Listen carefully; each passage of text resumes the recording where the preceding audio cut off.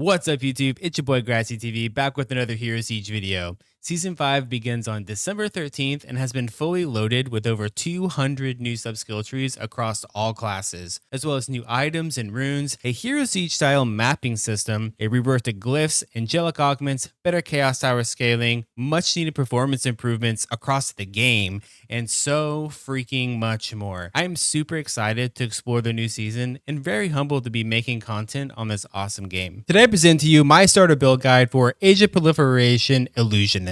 The Illusionist is a unique and dynamic class known for its mastery over illusions and magical trickery, blending powerful arcane abilities and sand clones. This build offers a smooth leveling process for both beginner and advanced players. In this guide, you'll find information on build functionality, a step-by-step leveling guide, a full gearing section, and more. Let's get started. Let's discuss some pros and cons of the Age of Proliferation Illusionist. First, you get your main skill at level 1. It's an auto-targeting ability, and it auto-targets after it kills an enemy. You have a teleport built in, which gives you a movement speed buff after you use it, and your temporal heroes can be used as a way to buff you. However, the damage does feel a little bit delayed, and it requires kind of a mid-range playstyle at first, just because you don't have the range on Age of Proliferation initially. And when you do get the augment, it doesn't feel as impactful as maybe some other classes. And lastly, there are a couple of buffs that you do have to manage. Let's review some of the skills that make this build work. First is your main damage, Age of Proliferation. You channel waves of fractal energy on target monsters, sending out pulses and slowing, dealing arcane damage to nearby enemies. This skill is auto-targeting and has an AoE at the end of it. It also auto-targets new enemies after it kills an initial one, and it will keep doing that for the duration of the actual skill itself. Second is Dimensional Displacement. This is our teleport or mobility skill. It's a mid-range teleport, but it does have a really strong movement speed buff after you use it. The augment for temporal heroes is absolutely massive. It gives you a ton of agility, it gives you combat orders, and it gives you fire shield, which is a massive damage reduction buff. And when you're on tougher enemies or bosses, you can use Sands of Time. This will temporarily increase your arcane skill damage and cast rate. If you enjoy my content or find it useful, please consider donating. I am dedicating all donations and stream revenue in December to go towards my mom's fight with cancer. Of course, donating is not required to view my content, and I won't treat anybody differently, so only support if you can do so comfortably. To all of my contributors, thank you guys so freaking much. It's so hard to express how much that really means to me, so thank you. Within the written guide is a section designed to teach a few Hero Siege leveling basics to newer or returning players. If you're in this category, be sure to check that out, as it is really good information to have whenever you're leveling from 1 to 100. Next, let's talk about how to allocate points into our skill tree while we level. Use the tabs below to show the skill tree progression as you level. Keep in mind some classes may have multiple trees for AoE clearing, single target, or utility options. Starting at level 1, you get Age of Proliferation. You'll put all of your points into it, or you can split your points between Age of Proliferation and Gravitational Slam. This will increase the damage of Age of Proliferation without increasing its mana costs. At level 8, continue doing the same thing. You'll balance your points between Age of Proliferation and Gravitational Slam. At level 16, a lot happens. Once you hit it, you'll put a point into Dimensional Displacement. This is your teleport skill that gives you a movement speed buff after you teleport. So what you can do is on your second loadout, you'll dump all of your points into Dimensional Displacement. This will give you the most amount of movement speed after you teleport. So you can use this as a way to traverse through zones really quickly, to maybe get to a boss really fast, so you can push into the next act quickly for more experience. Then when you're ready to start doing damage, you can just switch to your other tree. On your damage tree, we're going to continue balancing our points between Age of Proliferation and Gravitational Slam. Once you hit level 24, you'll continue balancing your points between Age of Proliferation and Gravitational Slam. There is Precognition that you could put a point into, or switch your tree out to put points into Precognition. However, without some plus skills, it's going to cost some points to even get there, and then you have to switch. It may not be worth, but that is an option. At level 30, you'll grab Temporal Heroes for additional damage and meat shields. Once you hit level 60, you'll max Age of Proliferation, max Temporal Heroes, put 1 point in Dimensional Displacement, 1 point into Precognition, and the rest will be in Gravitational Slam. Here's our final level 100 Age of Proliferation tree. We're going to max Age of Proliferation, max Precognition, max Expansive Mind, max Temporal Heroes. You'll put 1 point into Split Reality, 1 point into Time Declaration, 1 point into Sands of Time, and then the rest into Gravitational Slam. Sub-skill trees are a new feature in Season 5. Simply click on the plus sign in the top right of the skill you're looking to spec into, and a new window will pop up. You gain 1 point for every 5 character levels for every skill that you have allocated. You can reset this tree anytime for free, as well as you can have one augment per skill. Listed below are all these sub-skill trees that I recommend while leveling. Starting with Age of Proliferation, there are some different options here, and it really depends on your playstyle and where your current gear is. Here's some options though. The first one gives you maximum range and tick rate. Second focuses on movement speed and range. This works best if you have phasing boots. The third one focuses on maximum damage. And last, this one turns Age of Proliferation into a totem-like ability with a cooldown. I recommend this option only if you have some CDR built into your gear. This tree also shows in the bottom left that I put augment points there. Take those out and make sure you put them in the top right. Let's talk about attribute allocation. Skills can be quite expensive to use early, especially as you put more and more points into them. It's increasing the mana cost. You will want to put points into energy until you can find your first flat skill damage item, as well as some sustains so you're not chugging on mana pots. After that, follow a 50-50 split rule between intelligence and vitality. You'll do 2 points intelligence, 2 points vitality for every level. Let's move on to gearing. This section is designed to give you workable suggestions on what gear to acquire at different stages of the game. You as a player need to look at your current gear and figure out what options make the most sense for you. Due to the addition of the sub-skill trees, there are item procs or combinations that will not be listed here as they aren't discovered yet. It's up to you to experiment. Alongside gearing in Season 5 is star levels. Be sure to check out my star levels video explain for more information, but this is really for more advanced players and won't affect your playthrough. So don't worry, none of the gear that I'm using in this guide has star levels on it, as it is not required to complete any content in the game. For most of leveling, you'll be searching for rare or mythic items that match your character's damage type, but you may come across some satanics that also make sense to use. I cannot guarantee you dropping a specific satanic, nor will you stop leveling to farm for a specific satanic, so my gear recommendations will not include them. Rune words, however, are nearly guaranteed, as the bases are very common and you can obtain rune from completing quests in Act 1 normal,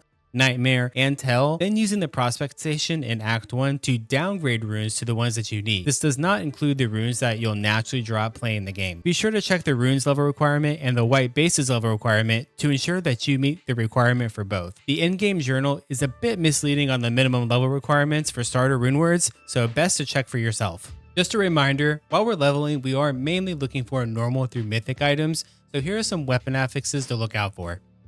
A rune word to consider is Sky Song. You can use it as early as level 29 in any tier base. Just be sure to make it in a spellblade or a one-handed sword. Here are some offhand affixes to look for. Rune word options to consider. First is Sky Song. Again, you can use this as early as level 29. This is your offensive option. You'll make it in a shield. Second is Divine Contemplation. You can use this as early as level 21. This is your defensive option. It has a ton of resistance on it. You can make this in any 3-socket shield. Here are some helmet affixes to look for. A rune word option to consider is Scholar. You can use this as early as level 27. It does have a skill on it, some mana on kill, as well as some physical damage reduction. Here are some chest affixes to look for. Rune words to consider. The first is Shadow. You can use this as early as level 17. It does have 25% movement speed as well as 25% faster cast rate on it. Second is Angle Oxuana. You can use this as early as level 35. This has up to 4 skills, some faster cast rate, arcane skill damage, and minus enemy arcane resistance. It's a very strong chest. Here are some glove affixes to look for. Here are some boot affixes to look for. Be sure to prioritize movement speed, as traversing through zones is important. A couple rune words to consider. The first is Quick Steps. This is going to give you the most amount of movement speed. And second is Ghost. This is a better option as you do get +2 skills, some physical and magical damage reduction, as well as movement phasing, allowing you to move through enemies and objects. However, you do need a Mal rune, and you're most likely only going to get this from your Act 1 quests in normal, Nightmare, or Hell. This is up to you. Personally, I wouldn't prospect down a Vex or a Goal into a Mal, so unless you get the Mal specifically, probably not worth until later. Here's some belt affixes to look for. Here's some ring affixes to look for. Here are some amulet affixes to look for. And lastly, here are some charm affixes to look for. As a fresh level 100 character, there really isn't best in slot gear at this point. Most items could be swapped with strong mythics. Item decisions are going to revolve around how your character feels over direct power upgrades. For example, if your character has a built-in teleport but low cast rate, choosing items that have higher, faster cast rate than others can make the build feel more smooth to play. You could put any combination of these budget items together and feel capable of completing Hell difficulty and begin pushing difficulties. Do not underestimate how strong mythic items can be, especially with the new star level system. Starting with weapons, some good options are Sky Song. Look for an intelligence, arcane skill damage, or all skills base. Sands of Time gives you +2, 20% faster cast rate with some arcane skill damage. Dragon Knight's Flail is a poor version of Divinity, and Divinity is our best option here. Try and find a base with intelligence, arcane skill damage, or all skills. For offhands, we have Sky Song and Divine Contemplation. Both these are good options. Sky Song's an offensive option. Divine Contemplation is a defensive option. For helmets, if you're still wearing a Scholar, it's easily replaceable. Creator of Secrets has up to 25% all res and magic skill damage, 40 FCR, and up to 2 skills. Deathlord's Crown has up to 3 skills with 15 intelligence. This is also magic skill damage. And Crown of the Midnight's probably our best option here. We get 3 skills and up to 30% magic skill damage. For chest, Angle Oxuana is by far the best option. It's very cheap to make and very strong. If you need resistances, Grand Wizard's Robe is also a good option. 2 skills, 30% FCR, some physical damage reduction up to 35% all res. Heaven's Might is another good option. You get up to 4 skills with some physical and magical damage reduction, 100 vitality, and up to 6 sockets. For gloves, you have Conjured Mitts, Anubis' Mighty Hands, Mevius' Mighty Gauntlets, Zealot's Deathbringers, or Wisdom Holds. Any of these gloves will serve you well. It just really depends on your budget. For boots, you can go with Wizard Boots. They have a +1 on there with 10 intelligence. If you're looking for the most movement speed, Quick Steps would be your option. The best option here is probably Ghost, just because you get +2 skills, some physical and magical damage reduction, as well as movement phasing, so you can move through objects and enemies. And if you find a +3 Grand Wizard Silk Shoe, these can be a decent option as well. However, you don't get very much movement speed. For belts, Viper Magi gives you 20% FCR and 15 all res. Knight's Girdle is +2 with a little bit of vitality and some physical damage reduction. Commander's Sash is my preferred choice, as you do get the 1 skill,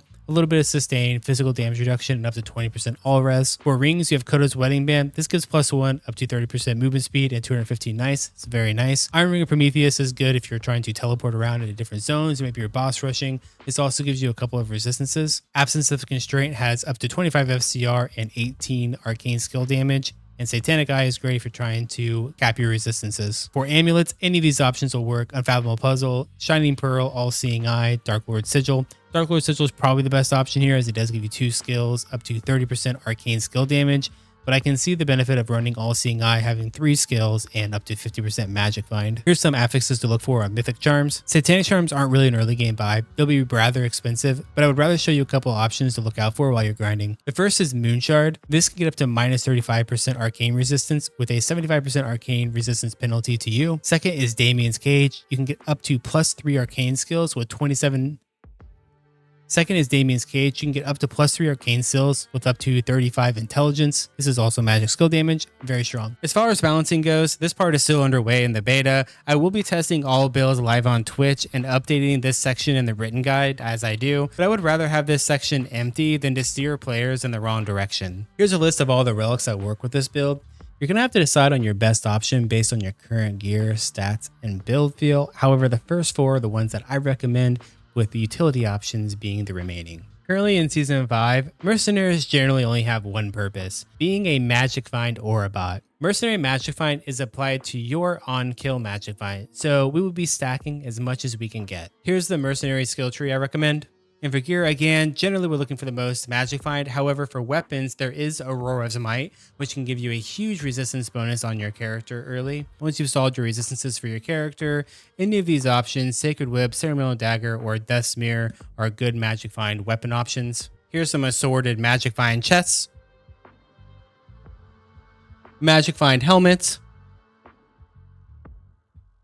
and magic find offhands. Below is a list of satanic potions and their effects. I recommend damage options first, then build into some utility, but the choice is really up to you.